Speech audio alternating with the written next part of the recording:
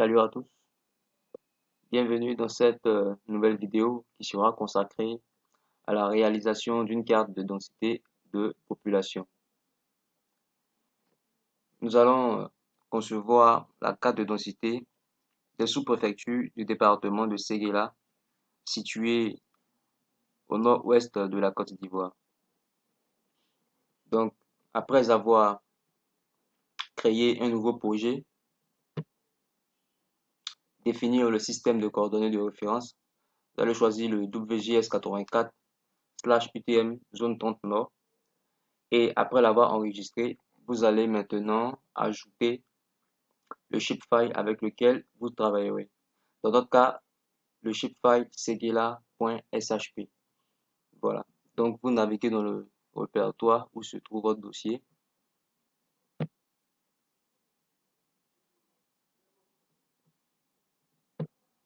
Formation, densité de population. Voilà. Très bien. Donc, votre shapefile est maintenant ajouté. Maintenant, vous allez dans le panneau couche, sélectionner le shapefile et puis venez cliquer dans la boîte à outils d'attributs ici sur ouvrir la table d'attributs. Voilà. Parce que la carte de densité, pour la réaliser, tout le travail va se faire dans la table attributaire. Donc vous ouvrez votre table attributaire. Voilà. Et pour modifier la table attributaire, vous devez ouvrir une session d'édition. Donc pour le faire, vous allez cliquer sur le crayon jaune qui est là, le petit crayon jaune, pour activer voilà, le mode édition. Une fois que c'est bon, vous allez maintenant ajouter des champs, trois champs, un champ population pour le nombre d'habitants de chaque sous-préfecture. Ensuite, un deuxième champ qui sera la surface, voilà, on va l'appeler R kilomètre carré. Et puis un troisième champ qui sera la densité. Voilà. Donc, pour créer un nouveau champ, vous allez cliquer sur l'icône qui est là, ajouter un champ. Voilà, il y a cette petite fenêtre là, pardon, qui apparaît. Donc, non, vous allez inscrire population. Population. Maintenant, dans le type, vous allez bien choisir nombre entier, oui, c'est bon. Longueur, vous pouvez choisir 20 au lieu de 10 par exemple. 20, voilà. Et puis, cliquez sur OK. Voilà, donc vous allez voir que un nouveau champ apparaît dans votre table attributaire. Donc, vous allez faire pareil pour les deux autres champs à créer. Cliquez là. Vous allez le nommer cette fois-ci R kilomètre carré. Là, nous allons plutôt choisir nombre décimal. Voilà, nombre décimal réel. Ok, la longueur, on peut toujours choisir 20, le maximum. Maintenant, la précision. Alors, la précision, il s'agit du nombre de chiffres après la virgule. Voilà, donc vous pouvez choisir 1, 2, 3. Donc, dans notre cas, nous allons choisir juste 2. Faites OK. Donc, vous pouvez voir encore que un nouveau champ apparaît dans votre table attributaire. Donc, nous allons maintenant créer le dernier champ densité.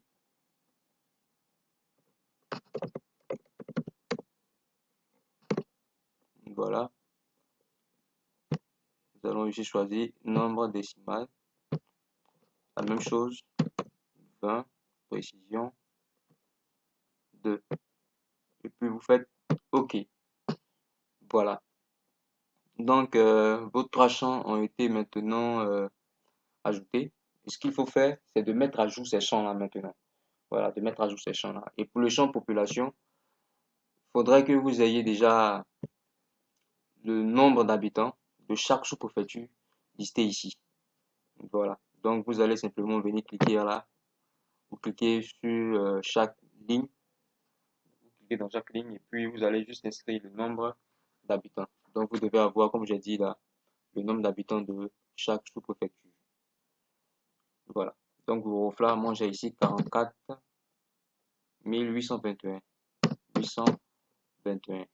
Très bien.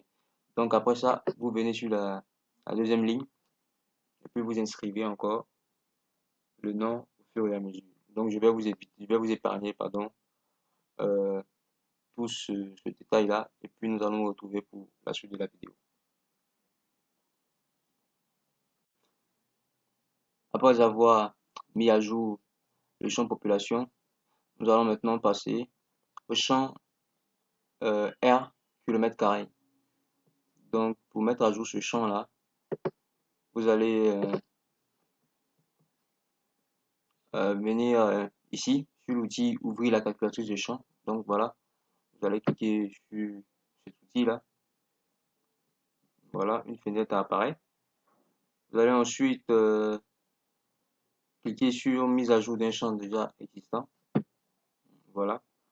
Et puis sur le menu de roulant ici, nous allons choisir R kilomètre carré. OK. Donc, vous devez savoir déjà que quand on fait la mise à jour automatique comme ça, QGIS va nous donner la superficie en mètres carrés. Donc, il faut faire une opération pour convertir le mètre carré là en kilomètre carré. Donc, c'est cette opération là que nous allons faire maintenant. Donc, dans row number ici, vous allez venir dans géométrie, OK. Et puis là, vous allez double-cliquer sur ça, voilà le signe du dollar et puis area, pardon. Ensuite, vous allez venir là et puis saisir 1 million, c'est-à-dire 6 chiffres après la virgule. Voilà. Donc, comme je l'ai dit, ça c'est une opération pour convertir le mètre carré en kilomètre carré. Si c'est bon, vous allez cliquer sur OK. Voilà. Donc, lorsque vous allez cliquer sur OK, vous allez voir automatiquement que votre champ R carré, R kilomètre carré, pardon, a été mis à jour. Voilà. Donc, après ça, nous allons maintenant passer au dernier champ, le champ de densité. Donc, vous allez cliquer à nouveau sur la calculatrice de champ, pardon. Voilà. Et puis, cliquez ici encore sur mise à jour d'un champ existant. Cette fois-ci, nous allons sélectionner densité. Densité. Voilà. Et ici, dans row number, nous allons choisir champ et valeur. Et dans champ et valeur, nous allons inscrire l'expression population, c'est ça, oui, population slash, c'est-à-dire divisé par la superficie. On sait tous que la densité, c'est le nombre d'habitants au kilomètre carré. Donc, c'est cette opération-là que nous allons faire maintenant. Double-cliquer ici, population, diviser, et puis vous revenez là encore pour double-cliquer sur R kilomètre carré. Voilà. Donc, vous allez maintenant cliquer sur OK. Très bien. Donc, vous allez voir aussi que après avoir fait cette action-là, votre champ densité dans la table attributaire a été mis à jour. Voilà, donc nous avons nos trois champs ici, population, R kilomètre carré et densité qui ont été mis à jour. Très bien. Donc, après ça, vous allez enregistrer, voilà les modifications, donc cliquez sur l'icône qui est là. Donc, vous enregistrez les modifications apportées et puis, enfin, vous allez désactiver le mode édition. Voilà. Nous avons terminé notre travail dans la table attributaire, donc nous allons maintenant fermer la table attributaire. Okay. De retour maintenant dans l'interface principale de QGIS, nous allons faire un peu de symbologie. Voilà, un clic droit sur la couche, aller dans propriétés. Et dans propriétés, choisissez symbologie. Symbologie, ici, au tout premier, où c'est écrit symbole unique, là, vous allez cliquer sur le menu de roulant et puis choisir graduer. Voilà, maintenant, dans la partie valeur, vous allez choisir densité parce qu'il s'agit de la densité. Voilà, donc vous choisissez densité. Et puis, symbole, ça peut aller. Palette de couleurs, vous choisissez la palette de couleurs qui vous convient. La palette de couleurs qui vous convient. Voilà, voilà. D'accord, donc on va laisser cette palette là par défaut. Ensuite, dans le menu classe ici, vous allez voir juste en bas ici, vous allez choisir le mode. Voilà, le mode, vous cliquez ici et vous pouvez choisir rupture naturelle. Bien que bon, après ça dépend, hein, vous pouvez essayer vous-même. Voilà, en vous exerçant. Nous allons choisir ça ici, rupture naturelle. Voilà, qui nous propose 5 classes. Et puis,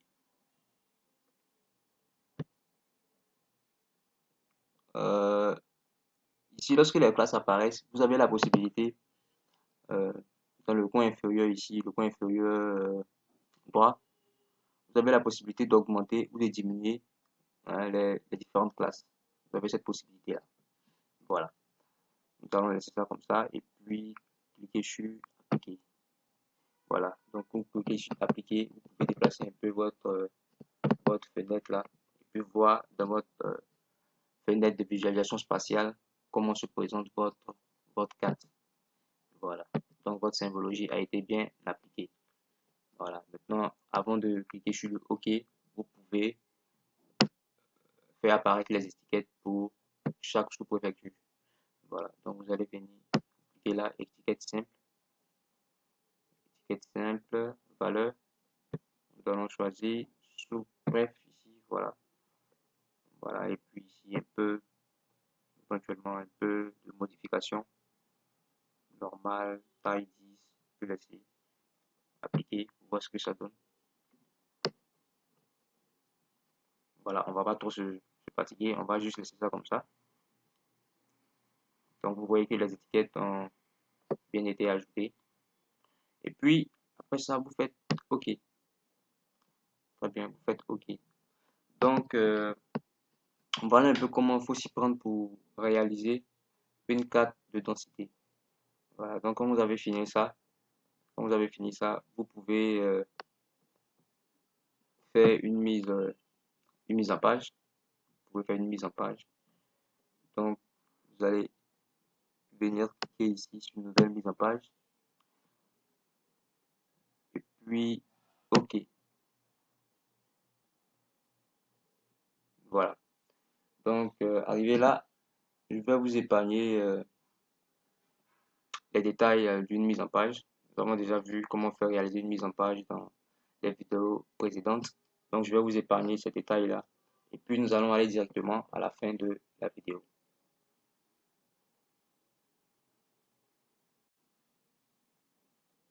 Voilà comment devrait se présenter plus ou moins votre carte de densité après la mise en page. Voilà. Vous avez le titre, vous avez la carte de situation, vous avez le nom géographique, vous avez la légende, vous avez l'échelle graphique, et puis en bas, vous avez et la source, le nom de l'auteur et la date d'édition. Voilà.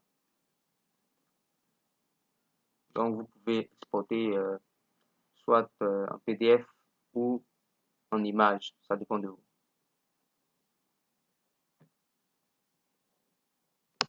Voilà un peu comment se présente la carte en PDF. Donc, c'est ici que prend fin cette vidéo. Merci de l'avoir regardé. Si vous avez aimé, ajoutez un pouce bleu et n'oubliez pas de vous abonner à la chaîne. À bientôt pour un nouveau tuto.